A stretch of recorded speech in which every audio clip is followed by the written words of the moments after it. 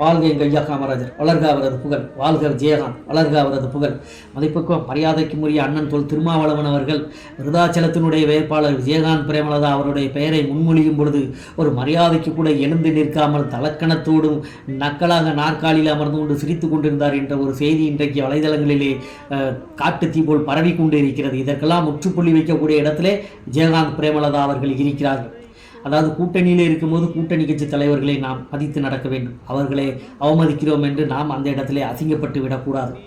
புரட்சி கலைஞர் கேப்டன் விஜயகாந்த் அவர் முன்னெடுத்த அந்த அரசியலை விஜயகாந்த் பிரேமலதா அவர்கள் எடுத்து செல்ல வேண்டும்.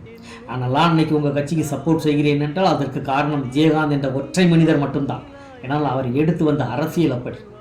அதை போலவே அண்ணன் தொல் திருமாவளவன் அவர்கள் இதையெல்லாம் பெரிதாக எடுத்துக்கொள்ளப் போவதில்லை. ஏன்னா இதை விட பல அவமானங்களையும் பல துரோகங்களையும் பல வேதனைகளையும் தாங்கி கொண்டுதான் இந்த விடுதலை சிறுத்தைகளை இந்த உயரத்துக்கு அண்ணன் தொல் திருமாவளவன் அவர்கள் கொண்டு வந்திருக்கிறார் என்பது மறைக்க முடியாத உண்மை. அதை போலவே அந்த கட்சியை சார்ந்தவர்கள் தேசிய முற்போக்கு திராவிட கழகத்துக்கு வாக்களிக்க மாட்டார்கள் என்ற ஒரு செய்தியும் பரவி கொண்டிருக்கிறது. அது முற்றிலும் தவறான செய்தி என்பது என்னுடைய கருத்து. ஏனென்றால் அண்ணன் தொல் திருமாவளவன் அவர்களை நம்பி சென்றவர்கள் யாரையும் அவர் புறமுதுகிலே குத்தியதாக சரித்திரம் கிடையாது, அரசியல் வரலாறும் கிடையாது.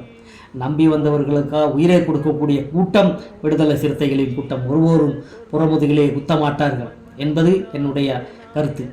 இனி வரும் காலங்களிலே தன்னுடைய தவறை திருத்தி கொண்டு இந்த நாட்டு மக்களுக்கு புரட்சி கலைஞர் கேப்டன் விஜயகாந்த் எடுத்த அரசியலை விஜயகாந்த் பிரேமலதா அவர்கள் எடுக்க வேண்டும் என்பது என்னுடைய தாழ்மையான கருத்து. மக்களை மறந்து விடாதீர்கள். மக்களே, நீங்கள் வாக்களிக்கக்கூடிய சின்னம் நமது கேப்டனின் முரசு சின்னமாக இருக்க வேண்டும்.